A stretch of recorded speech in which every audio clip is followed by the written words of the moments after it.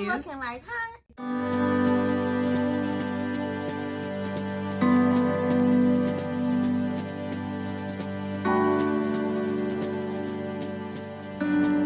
Hi guys, welcome to Law Media. Thank you so much for allowing me to serve you with truth, honesty, and perseverance. My name is Sarah, and I'm going to be your host today. And of course, I have my beautiful co-host, Sunny Max. And today we wanted to come on and talk about the Tiger Woods accident that happened recently in the news, February 24th of this year, 2021. Sunny, do you remember where this happened and some of the basic details? Yes. So this accident occurred on Hawthorne Avenue, which is about 20 miles south of Los Angeles in Palos Verdes. And it occurred with a single vehicle SUV that Tiger Woods was driving. And it was a rollover accident. So when the accident occurred, Sheriff's Deputy Villanueva immediately came out and made a statement that no, this was not a DUI or drug-related incident. So that was sort of like, well, everyone's like, well, why would he come out and say that right away? Like, obviously, you know, you would assume it was innocent till proven guilty, right?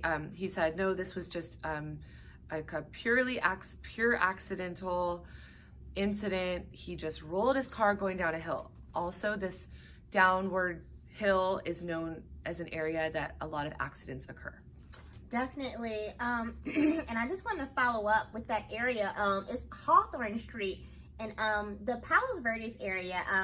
It is a beautiful area, but it's very coastal. It's lots of cliffs. Not only is it just one single cliff, it's cliffs on top of cliffs. They kind of like transcend or ascend. That's basically how you go up and down the mountains when you're building them. You can't just build it straight up like that. So, Tiger was definitely, he was in a single car accident, and his neighbors, or the neighbors in that area, are saying, if you do not ride the brake, their specific quote is, let me go ahead and read it. You have to ride the brakes because it's easy to reach up to 65 miles an hour when you're navigating down the road. So basically, you have to be on top of it to make sure that your car doesn't accelerate.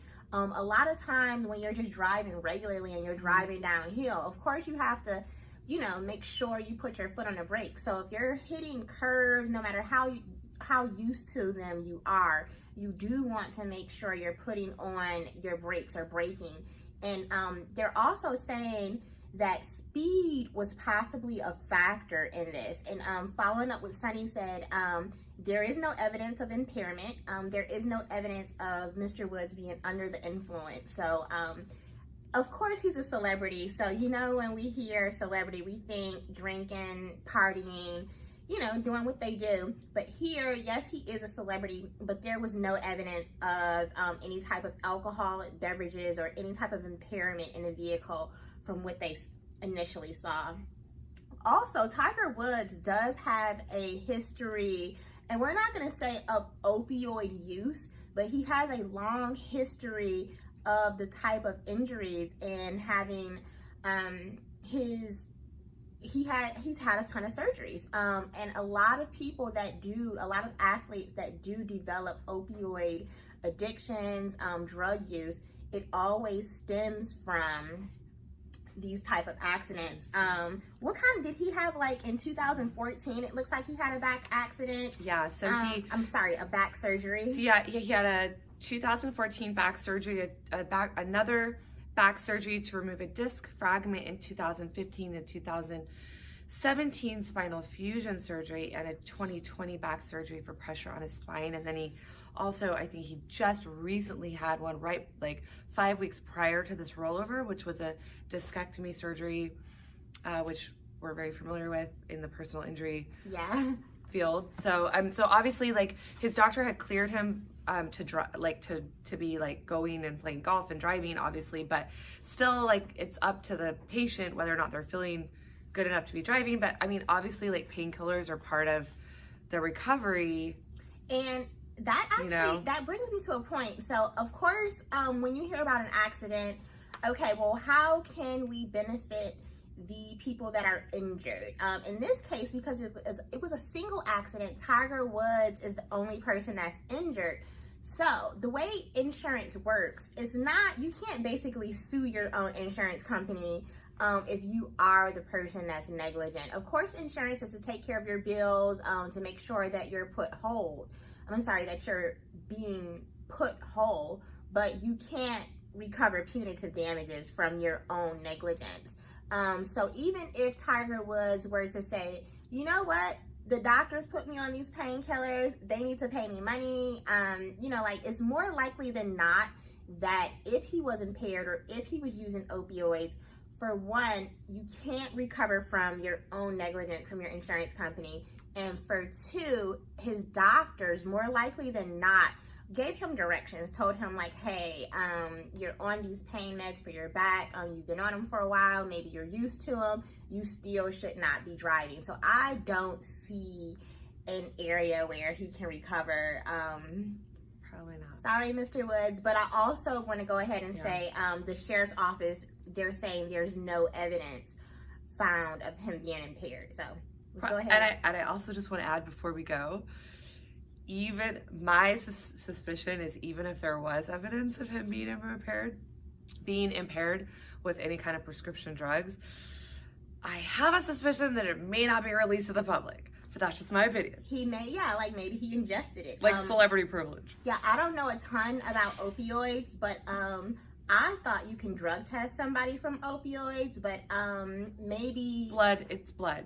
Okay, so maybe that particular information wasn't available, like, unless there's a video of him taking that medication or popping a pill, then of course we're not going to have it. Yeah, so I read that when there's a DUI of this, not of this, but when there's a DUI that's not involved with alcohol, where they can't do a breathalyzer and they can't, like a cop can't necessarily smell it on your breath, that they can do a blood alcohol content test. Yeah, so they can see if there's another kind of drug that was used. I'm looking like, no, she's exactly right. Yeah.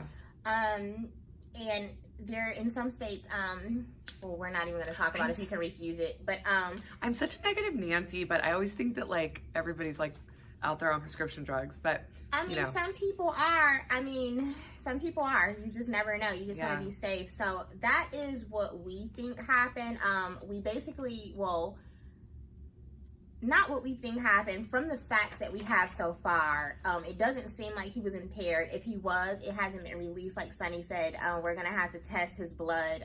Only the hospital would have records of that, and we'll never know. Yeah, should they release his medical records. So we'll never know. Just wanted to come on and give you guys a brief synopsis. Hope you're having a great year. We look forward to making many more videos. Sorry we had a rough February, but we are back and here for you guys, and we're back in studio. So definitely look for our other social media. We have Facebook. We are at Sara Law Media. We also have Instagram. Our Instagram is Law Media Social, Law Media Inc. We have TikTok, Law Doll Forever. And did I mention Twitter? No. Law Doll. Twitter is going to be Law Media Inc. 1. So look for all that, guys, and follow us and subscribe to our video, like and leave us a comment, and let us know what you think. Thanks, guys.